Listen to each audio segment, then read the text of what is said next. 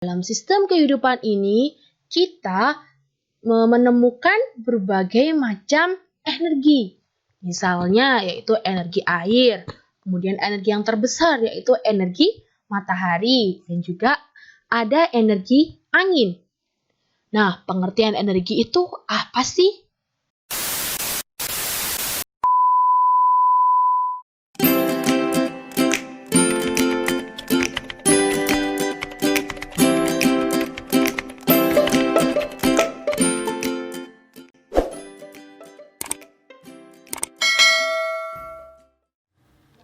Oke sahabat cetak, kita lanjut ke selanjutnya yaitu makanan sebagai sumber energi.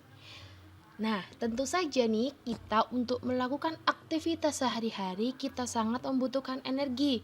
Energi itu kita peroleh dari makanan yang kita makan agar kita bisa melaksanakan aktivitas kita untuk sehari-hari seperti berolahraga dan juga belajar tentunya.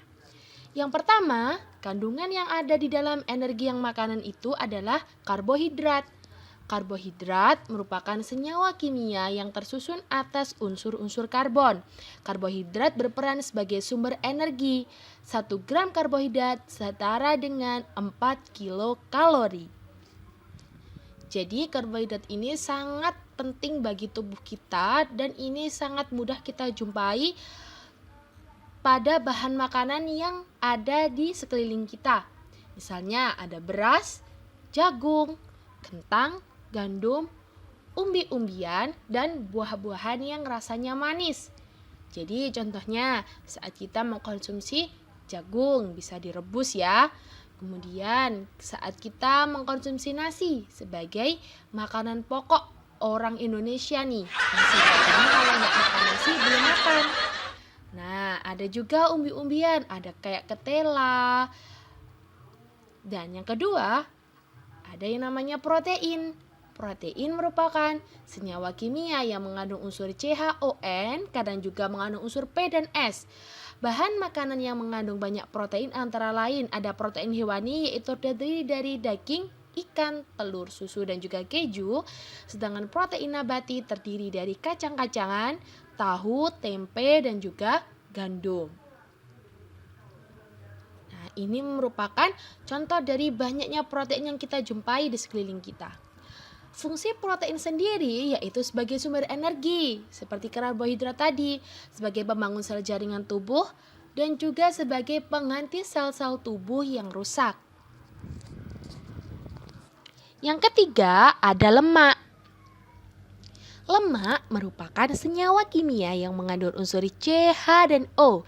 Fungsi lemak yaitu menyediakan energi sebesar 9 kalori per gram, melarutkan vitamin A, D, menyediakan asam lemak esensial bagi tubuh, pelindung organ tubuh yang penting, dan juga pelindung tubuh dari suhu yang rendah. Namun, kalau kita terlalu banyak mengkonsumsi lemak, makanan-makanan yang berlemak, maka beresiko penyakit jantung koroner, yaitu pembuluh darah tersumbat atau menyempit karena endapan lemak yang secara bertahap menumpuk di dinding arteri. Jadi, jangan terlalu makan makanan yang berlemak ya.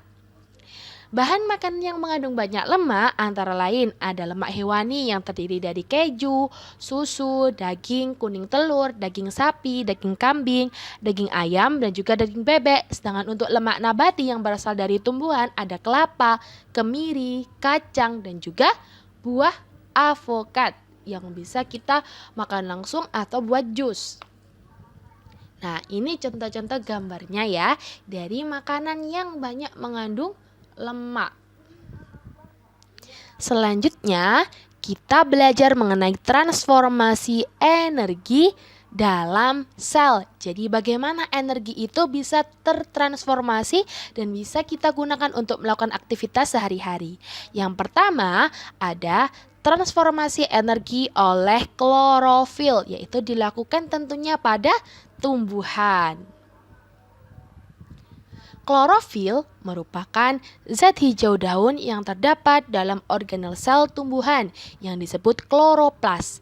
Klorofil berfungsi dalam fotosintesis.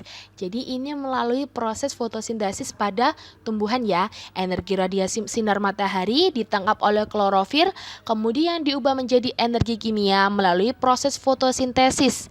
Nah, energi kimia tersebut digunakan untuk mereaksikan CO2 dan H2O menjadi glukosa.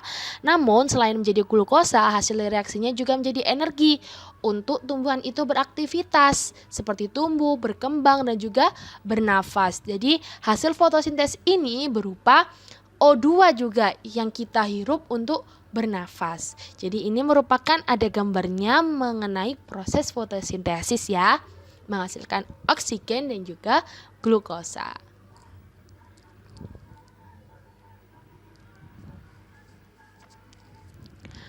Nah, yang kedua yaitu ada transformasi energi oleh mitokondria. Mitokondria merupakan organel yang terdapat di dalam sel yang memiliki peran dalam respirasi sel. Di dalam mitokondria, energi kimia digunakan untuk mengubah karbohidrat, protein, dan juga lemak. Nah, di dalam mitokondria, energi kimia digunakan untuk mengubah karbohidrat, protein, dan lemak melalui proses respirasi. Dengan hasil akhir dari proses respirasi sel ini adalah tenaga berupa ATP untuk digunakan makhluk hidup melakukan aktivitasnya dalam kehidupan sehari-hari. Jadi ini salah satu contohnya yaitu pada respirasi sel yang dilakukan oleh sel tumbuhan. Seperti itu. Selanjutnya kita belajar mengenai metabolisme sel. Jadi bagaimana metabolisme yang terjadi dalam sel-sel kita, sel-sel tumbuhan juga, sel-sel hewan juga. Ada yang dua macam ya, ada anabolisme dan katabolisme. Namun metabolisme sendiri merupakan proses kimia yang terjadi di dalam tubuh sel makhluk hidup yang disebut juga sebagai reaksi enzimatis karena metabolisme ini menggunakan katalisator enzim. Jadi menggunakan enzim-enzim yang berperan membantu proses metabolisme. Yang pertama ada reaksi pembentukan atau bisa disebut sebagai anabolisme seperti yang terjadi pada proses fotosintesis tumbuhan. Fotosintesis merupakan perubahan energi cahaya menjadi energi kimia dalam bentuk glukosa. Sumber energi cahaya alami adalah matahari. Pada proses fotosintesis terjadi dalam daun. Reaksi kimia antara senyawa air H2O dan karbon dioksida dibantu oleh cahaya matahari yang diserap oleh klorofil menghasilkan O2 dan juga glukosa yaitu C6H12 dan juga O6. Jadi ini ya ada cahaya matahari dibantu karbon dioksida ditambah dengan air menghasilkan O2 dan juga glukosa. Yang kedua ada reaksi penguraian katabolisme seperti yang terjadi pada respirasi sel. Nah, respirasi itu merupakan proses pembebasan energi yang tersimpan dalam zat sumber energi melalui proses kimia dengan menggunakan oksigen seperti yaitu respirasi pada glukosa, yaitu glukosa ditambah dengan oksigen menghasilkan karbon dioksida, H2O air dan juga energi. Jadi ini ada reaksinya. Nah, ini ya glukosa dibantu oleh berbagai macam enzim yang akhirnya terpecah. Jadi hasilnya tadi ada karbon dioksida, H2O dan energi. Selanjutnya yaitu ada sistem pencernaan. Jadi bagaimana makanan itu tercerna setelah masuk ke dalam tubuh kita. Yang pertama ada pencernaan karbohidrat dalam tubuh. Jadi kandungan karbohidrat dalam makanan bagaimana tercerna dalam tubuh kita? Yang pertama tentu saja lewat mulut dulu, dibantu oleh enzim petialin mengubah amilum menjadi maltosa. Kemudian masuk ke lambung. Nah, di dalam lambung juga terjadi penyerapan. Setelah di dalam lambung masuk ke duodenum, yaitu mengubah amilum menjadi maltosa dengan enzim amilase. Masuk ke usus halus, kemudian diubah menjadi berbagai macam zat-zat dengan bantuan enzim juga. Kemudian sampai ke glukosa. Nah, glukosa ini merupakan pati yang dicerna dan juga menyerap gula. Nah, glukosa bisa diubah menjadi glikogen dan juga lemak. Lemak disimpan di dalam perut. sedangkan glikogen disimpan di dalam hati. Ada juga yang digunakan proses oksidasi dan respirasi sehingga menghasilkan energi. Nah, itu tadi merupakan proses pencernaan karbohidrat yang terjadi di dalam tubuh kita. Jadi makanan itu juga mengandung karbohidrat ya. Jadi bagaimana karbohidrat itu diserap dalam tubuh kita sampai akhirnya bisa diubah menjadi energi dan kita bisa menggunakannya untuk beraktivitas seperti itu. Nah, selanjutnya ada yang namanya pencernaan protein di dalam tubuh. Nah, di dalam tubuh protein diubah menjadi asam amino oleh beberapa reaksi hidrolisis serta enzim-enzim yang bersangkutan. Enzim-enzim yang bekerja pada proses hidrolisis protein antara lain ada enzim pepsin, tripsin, kemotripsin, dan lain sebagainya. Jadi ini prosesnya ya. Makanan dihancurkan, kemudian dilarutkan oleh air dan juga enzim, kemudian menjadi molekul-molekul protein yang dipecah menjadi pepsin, kemudian dipecah lagi oleh enzim erepsin menjadi asam amino, diserap oleh cencut usus, langsung dapat diserap menurut fungsi protein. Ada juga yang dideaminasi dalam hati, yang langsung dapat diserap ini menjadi NH dan senyawa organik yang dikeluarkan oleh ginjal berupa urea dan amonia. Itu ya. Kemudian kekurangan protein ini bisa menjadikan juga penyakit. Nah, bisa menyebabkan busung lapar. Nah, busung lapar ini terbagi atas dua macam. Ada kwashiorkor dan juga marasmus. Jadi, kita jangan sampai kekurangan protein ya, sahabat. Jadi, harus 4 sehat 5 sempurna saat kita mengkonsumsi makanan yang kita makan. Jadi, yang ketiga, selanjutnya yaitu ada pencernaan lemak dalam tubuh. Jadi, bagaimana makanan yang mengandung lemak itu dicerna di dalam tubuh kita.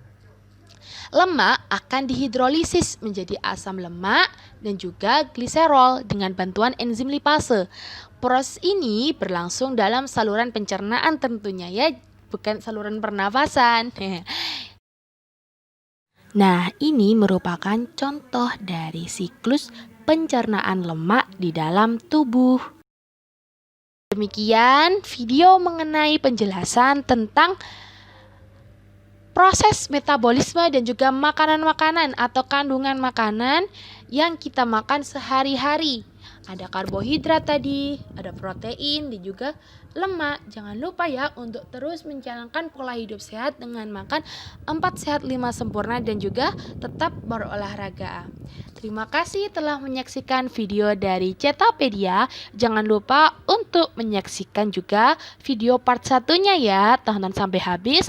Tinggalkan jejak like-nya dan share ke semua teman-temannya agar kita dapat belajar bersama. Jangan lupa untuk klik tombol subscribe. Jangan lupa untuk nyalakan tombol notifikasinya. Terima kasih.